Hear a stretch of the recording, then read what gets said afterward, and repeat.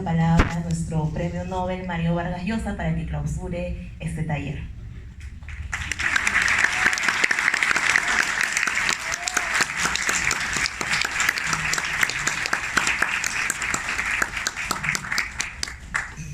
Bueno, quiero comenzar por los agradecimientos. Agradecerle mucho a Manuel y a todo su equipo y desde luego a todos los estudiantes que han participado en estos talleres. Desde luego me alegra muchísimo saber que una novela mía ha motivado estos talleres y estoy seguro que en ellos se han dicho cosas muy interesantes sobre esta novela que escribí hace ya tantos años y que estoy seguro me habrían enseñado muchas cosas sobre lo que hice. Y esto no es una exageración. Muchas veces los novelistas que están tan cerca de aquello que escriben no saben exactamente lo que han hecho. Hay unas zonas oscuras en lo que escriben, sobre todo en lo que queda a la larga de aquello que han escrito y que el novelista ni siquiera pudo sospechar que ponía en la novela. Esa novela la escribí porque viví la dictadura de Odría. Fue una dictadura que marcó profundamente a mi generación, es decir, a quienes el año 48 éramos todavía niños, cuando el golpe que acabó con el gobierno del doctor Bustamante Rivero, y que terminó 8 años después, cuando ya éramos adultos, cuando éramos hombres hechos y derechos. Toda nuestra adolescencia transcurrió en un país donde no se hablaba de política, la idea de la política era una idea censurada, había una censura muy estricta en la prensa y en las radios, no había todavía televisión en el Perú. En la Universidad de San Marcos, donde yo estudié, había que hablar con muchísimo recelo porque Esparza Sañarto, el director de gobierno, el jefe de la seguridad en la dictadura de Odría, pues había inscrito como estudiantes a soplones de los que había que cuidarse. Teníamos la sensación de vivir en la mentira, en la oscuridad, en la ignorancia de lo que realmente ocurría. El año anterior a mi ingreso a la Universidad de San Marcos, el año 1953, había habido una célebre huelga, una huelga muy importante, y la represión había sido muy dura. Había muchos compañeros sanmarquinos que estaban presos, algunos que estaban en el exilio, también había profesores desterrados, profesores presos, y entonces la única vida política que había en el Perú era una vida clandestina. En el caso de San Marcos eran los apristas, que era dentro del estudiantado más o menos movilizado, la fuerza mayoritaria, y los comunistas, entre los que me encontraba yo, que éramos muy minoritarios, pero eso sí, muy entusiastas, decididos y resueltos a resistir a la dictadura. Estoy seguro que muchos de los jóvenes presentes piensan, por las cosas que andan mal en el país que les ha tocado, que estamos peor de lo que estábamos hace 50 años. Y eso no es verdad. Aunque no lo crean, el Perú es un país distinto y es un país mucho mejor del país que nos tocó. Es un país donde hoy día hay democracia. Es una democracia imperfecta, desde luego, pero una democracia imperfecta es infinitamente superior a una dictadura. Ustedes me dirán, ¿qué democracia es esta donde hay tantos ladrones? Pues esos ladrones se conocen y figuran en la luz pública porque hay una democracia en el Perú y porque hay unos fiscales y unos jueces decentes, responsables, valientes, que han sido capaces de denunciar y sacar a la luz todo aquello que estaba podrido. Eso en una democracia ocurre, en una dictadura no. En una dictadura no hay menos ladrones, seguramente hay más, pero esos ladrones no salen a la luz pública, no se los conoce y quedan sus fechorías impunes. A lo largo de la historia del Perú, muchos dictadores han prohijado, gentes que violaban la ley, gentes que se enriquecían gracias al poder, y de eso, desgraciadamente, han quedado pocas huellas. En una democracia eso no ocurre. En una democracia puede haber desorden, puede haber caos, pueden haber políticas equivocadas, pero la libertad de expresión, la libertad de crítica, el derecho de crítica se suele respetar. Y eso es algo importantísimo para corregir lo que anda mal. Creo que la razón por la que escribí yo Conversación en la Catedral fue por el terrible disgusto, la desmoralización, la depresión que significaba vivir en una dictadura como la de Odría. Yo quería dejar un testimonio y probablemente desde los años de la dictadura de Odría pensé escribir alguna vez algo sobre un país que vivía esa experiencia que nos dolía, yo creo que a la gran mayoría de peruanos. Tal vez no al principio las dictaduras suelen ser populares, pero luego irremediablemente se vuelven impopulares y detestadas. Es seguramente el libro que más trabajo me ha costado escribir. Durante cerca de un año, me tomaron por lo menos 3 años las páginas de Conversación en la Catedral. Anduve como a ciegas, escribiendo episodios en los que yo quería representar a toda esa sociedad peruana tan diversa, tan distinta desde el punto de vista social, desde el punto de vista cultural, desde el punto de vista económico, pero no tenía idea de cómo aglutinar todos estos episodios dentro de una estructura que fuera más o menos coherente. Y fue más o menos al año de haber empezado a trabajar en esta novela que de pronto se me ocurrió la idea de una conversación que fuera algo así como el espinazo, la columna vertebral de todos estos episodios que ocurrían entre gentes distintas, en lugares distintos, en sectores sociales también diferentes. Y para mí fue importantísimo tener la idea de esta conversación que iría apareciendo y desapareciendo y reemergiendo en momentos claves del transcurrir de la novela.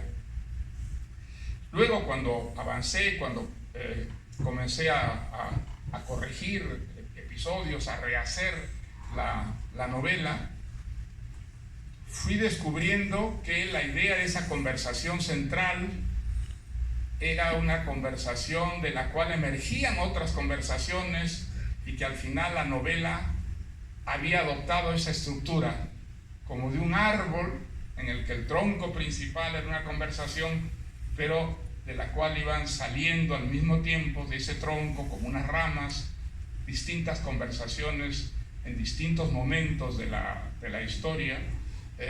Era muy consciente yo de que al principio el lector enfrentaría una cierta oscuridad, pero que luego esa oscuridad se iría esclareciendo, iluminando poco a poco, un poco como en los rompecabezas que van surgiendo las figuras a medida que uno encuentra y va llenando los distintos huecos con las fichas adecuadas.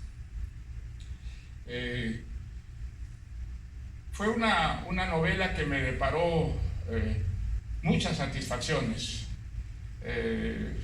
La novela pues circuló, en el Perú provocó alguna polémica, hubo algunos críticos que encontraban que había deslices históricos, que no había sido exactamente así, lo que ocurrió en esos 8 años del Ocheño odrista, y seguramente esas esos deslices fueron ciertos.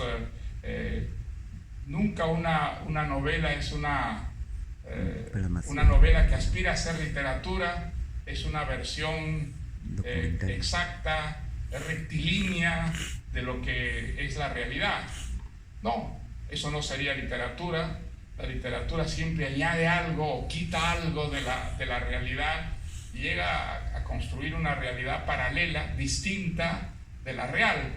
Pero muchas veces esas distancias que se toma la literatura con la realidad permiten entender mejor la realidad, la inmovilizan en una historia que tiene sus motivaciones, sus efectos, algo que en la vida que vivimos nunca resulta suficientemente claro, y por eso la literatura nos suele ayudar mucho a entender mejor la vida que la mera experiencia.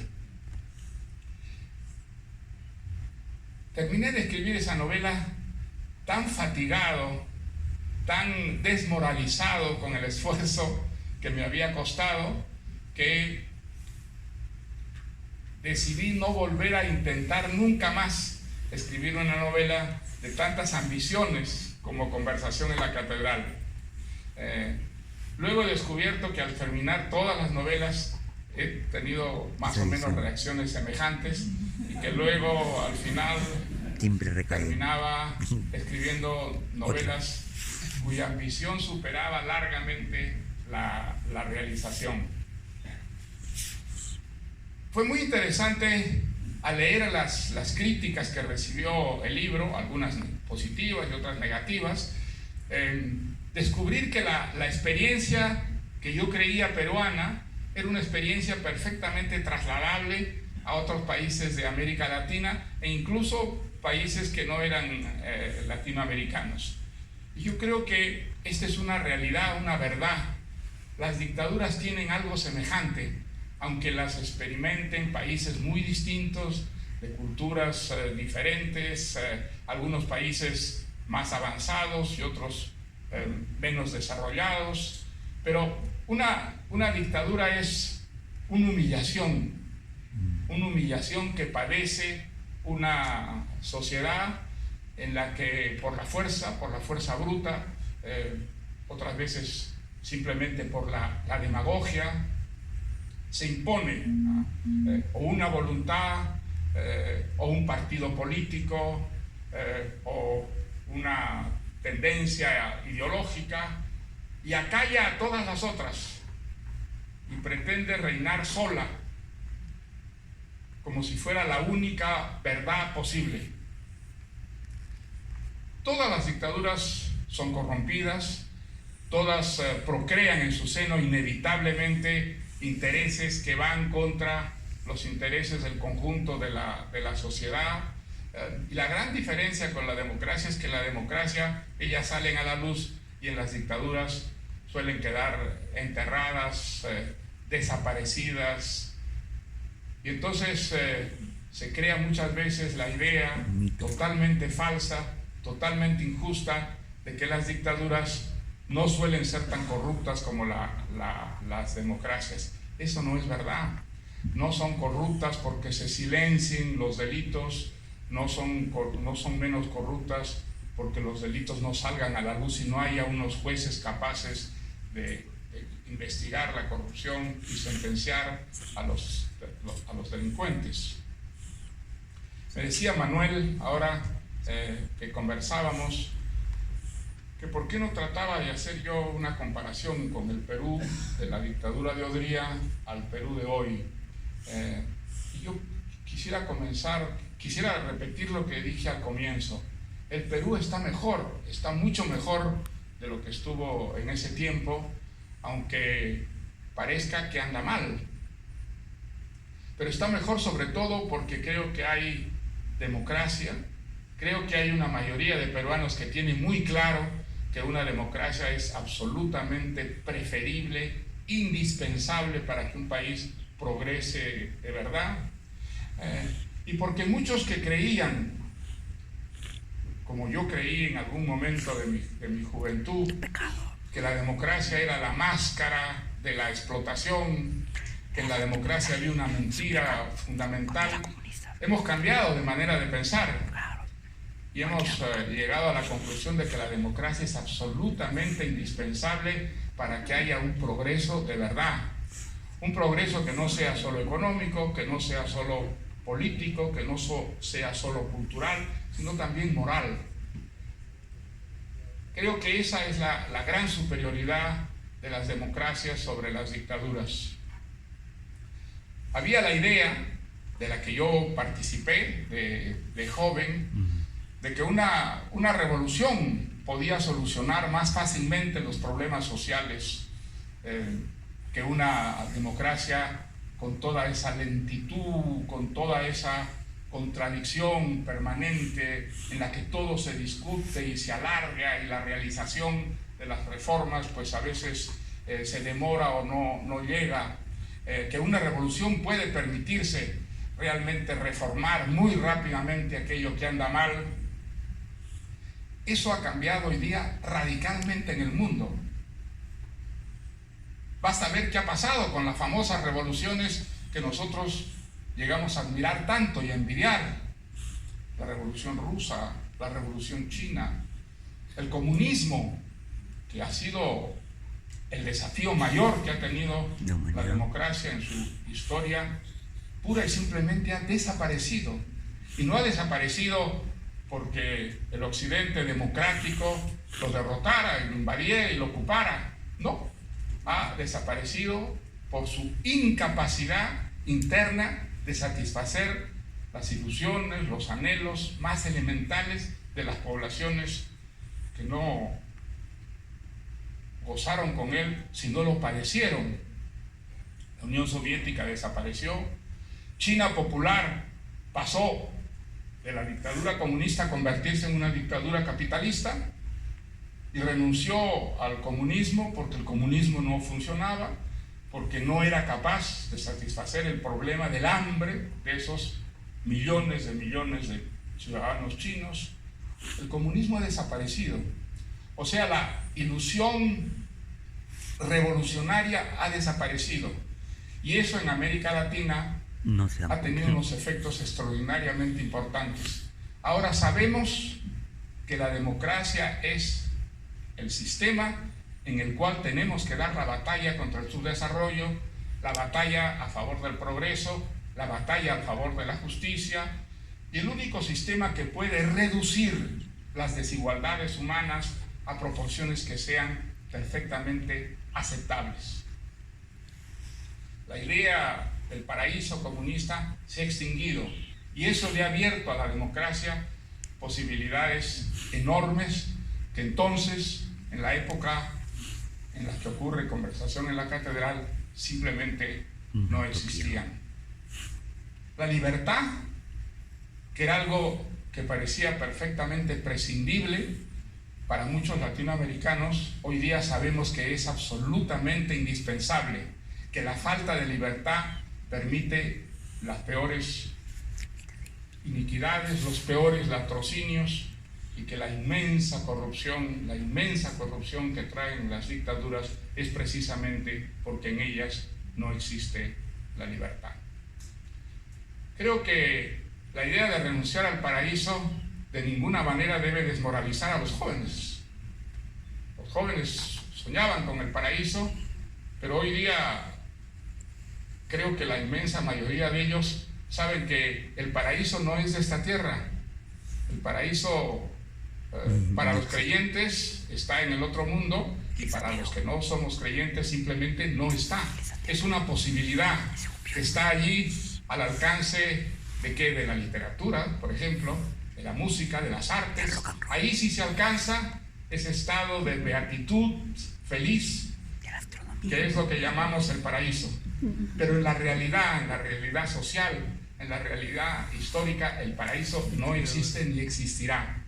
Lo que sí existe es una posibilidad de cambiar las cosas para mejor, de dar una batalla permanente contra aquello que anda mal. Y siempre habrá cosas que andarán mal, siempre habrá cosas que se puedan soñar con alcanzar, Y por lo tanto, los jóvenes tendrán siempre la posibilidad de dar las batallas adecuadas para alcanzar aquello que sí es factible. Hay países que están mucho mejor que otros y hay países que están pero muy bien. ¿Cómo lo alcanzaron? ¿Cómo llegaron a ello? Llegaron a ello trabajando, luchando, esforzándose, teniendo los pies bien asentados en la realidad. Creo que eso está ocurriendo un poco en América Latina. Hay países que desgraciadamente padecen dictaduras atroces, pero son hoy día muy pocos. Cuando yo era joven, prácticamente de un confín a otro confín de América Latina solo había dictaduras. Y los países que se libraban de las dictaduras eran en ese entonces solo 3. Costa Rica, Uruguay, Chile y el resto de América Latina pues padecía distintas formas de dictaduras. Hoy en día, si ustedes cuentan, ven que las democracias son mucho más numerosas, las dictaduras son escasas, algunas de ellas feroces, como la de Venezuela, por supuesto, pero sabemos que son dictaduras y sabemos que son feroces y nos sentimos profundamente solidarios de los venezolanos que luchan por desembarazarse de esa dictadura que desgraciadamente en un sueño de opio ayudaron a formarse. Por eso es que creo que en América Latina hoy día estamos mejor de lo que estaban los latinoamericanos cuando yo padecí las experiencias que me sirvieron para escribir Conversación en la Catedral. Tengo que terminar mi exposición y voy a terminar por donde la comencé, agradeciéndole muchísimo a Manuel, a todo el equipo que ha participado en estos talleres y sobre todo a los jóvenes que de distintas universidades han participado en ellos. Algo de esto dije anoche, pero ahora quisiera repetirlo antes de despedirme de ustedes. La literatura es importante.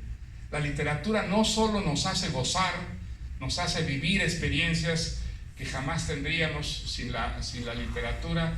La literatura es además indispensable para formar los ciudadanos de los países verdaderamente democráticos. La literatura desarrolla en nosotros un espíritu crítico. La literatura nos hace sentir mejor aquello que anda mal y crea en nosotros esa nostalgia de una perfección que solo está en los libros, que no está nunca en la realidad. Pero sin embargo, esa búsqueda de la perfección es lo que significa el progreso. Eso es lo que nos ha sacado de las cavernas, nos ha sacado de las tribus y nos ha llevado a conquistar, por ejemplo, entre otras cosas, las estrellas. Entonces, es importante leer los buenos libros. Es muy importante impregnarnos de literatura porque los ciudadanos que queremos ser inteligentes, cultos, insatisfechos, críticos con el mundo tal como es, la literatura los ayuda a formar. Así que pues nada, muchas gracias por participar en estos talleres y estos jóvenes que han vivido la experiencia de Conversación en la Catedral, espero que no la vivan nunca en la realidad. Muchas gracias.